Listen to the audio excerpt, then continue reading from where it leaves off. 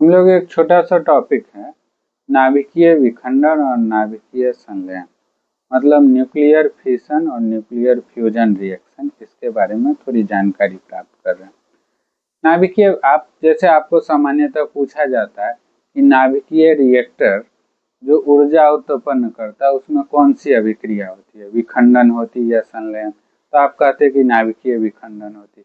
आप कहते कि अभी ईरान पर परमाणु बम गिरा दिया जाएगा, तो आप कहते कि परमाणु बम है, इसमें नाभिकीय अभिक्रिया हो रही होगी। तो ये किस सिद्धांत पर कार्य करती है, नाभिकीय विखंडन या नाभिकीय संलयन पर। तो हम लोग छोटे में एक सामान्य सा ये टॉपिक है, इसको थोड़ा समझते हैं।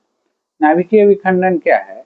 ये एक ऐसी नाभिकीय अभिक्रिया जिसमें एक बड़ा और भारी नाभिक टूटकर दो या दो से अधिक हल्के नाभिक का निर्माण करते। जैसे एग्जाम्पल के लिए यहाँ पर आप देख सकते हैं कि यूरेनियम एक भारी नाभिक है, ये टूटकर बेरियम और क्रिप्टन का निर्माण करता है।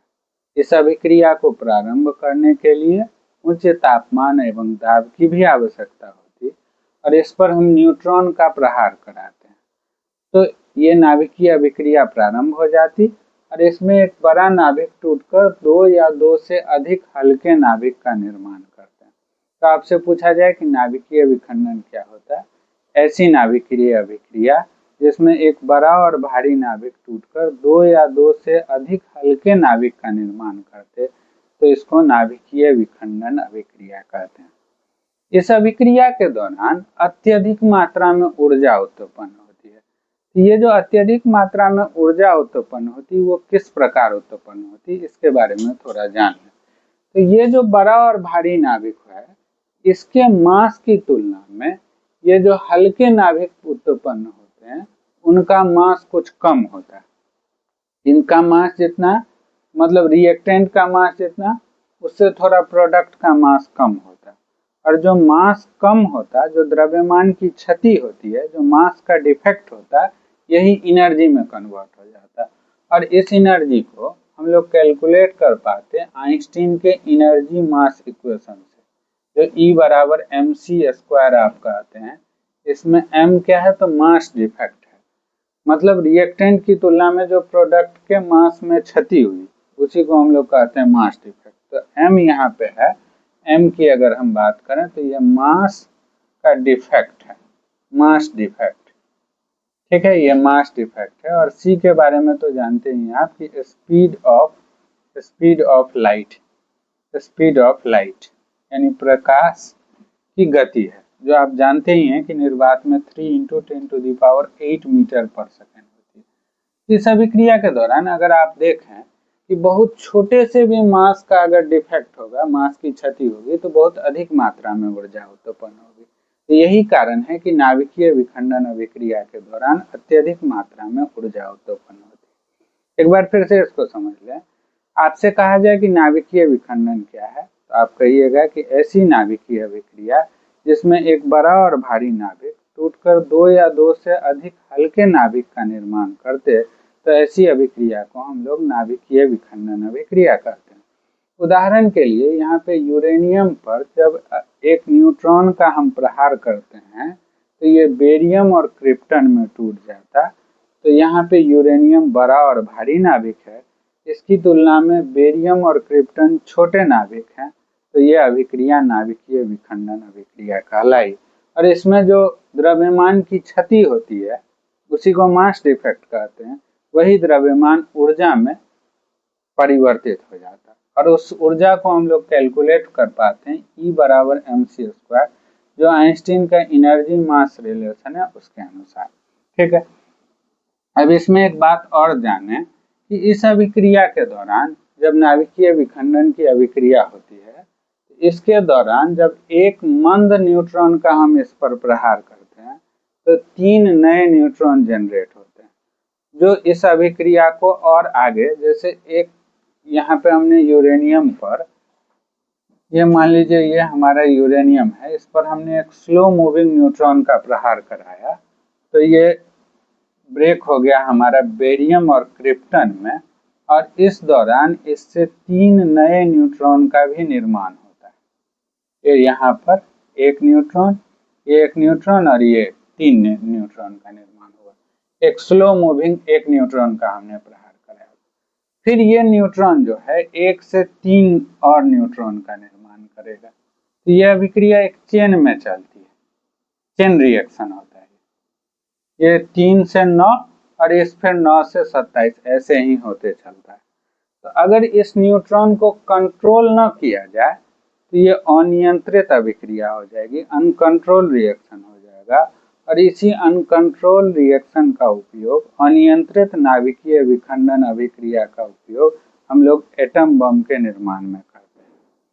और आप जानते होइएगा कि अभी तक 2 बार एटम बम का प्रयोग हो चुका है। एक बार 6 अगस्त 1945 ईस्वी को, 6 अगस्त 1945 को जापान के शहर हिरोशिमा पर, सेकेंड वर्ल्ड वॉर का ये दौर था, जापान के शहर हिरोशिमा पर परमाणु बम गिराया गया था।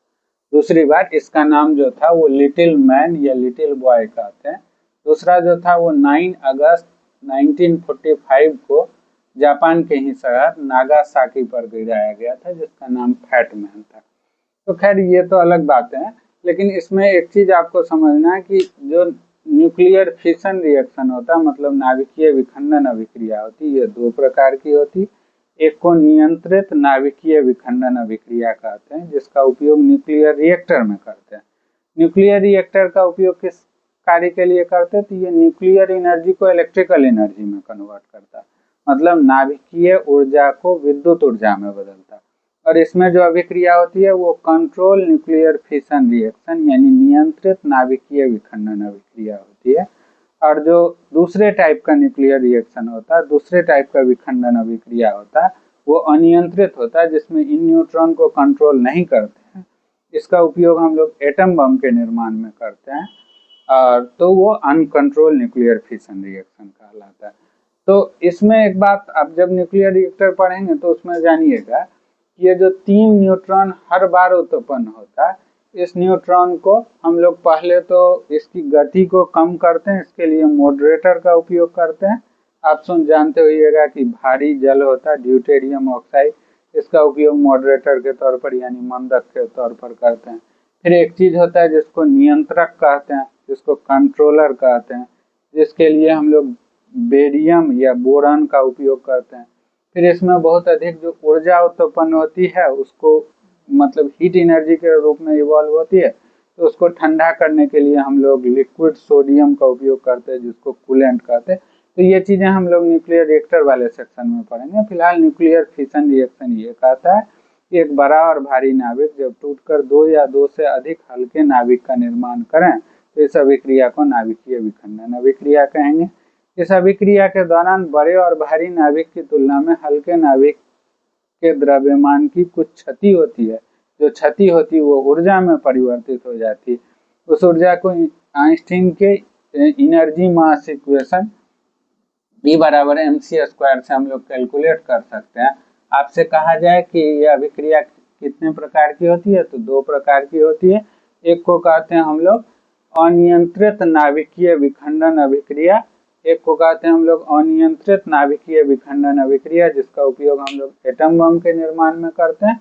और दूसरे को कहते हैं हम लोग नियंत्रित नाभिकीय विखंडन अभिक्रिया, जिसका उपयोग हम लोग न्यूक्लियर रिएक्टर के निर्माण में करते हैं। अब अगले प्रकार की जो नाभिकीय अभिक्रिया होती है, इसको हम लोग नाभिकीय संलयन कहते हैं, जिसको न्यूक्लियर फिजन कहते हैं। ये क्या होता है? एक ऐसी नाभिकीय अभिक्रिया जिसमें 2 या 2 से अधिक हल्के नाभिक मिलकर इसकी तुलना में एक बड़े और भारी नाभिक का निर्माण करें, तो ऐसे अभिक्रिया को हम लोग ऐसे अभिक्रिया को हम लोग नाभिकीय संलयन अभिक्रिया कहेंगे। ये अभिक्रिया जो हो गई वो नाभिकीय संलयन। जैसे आपसे कहा जाए कि सूर्य के ऊर्जा का स्रोत क्या है, तो नाभिकीय संलयन अभिक्रिया।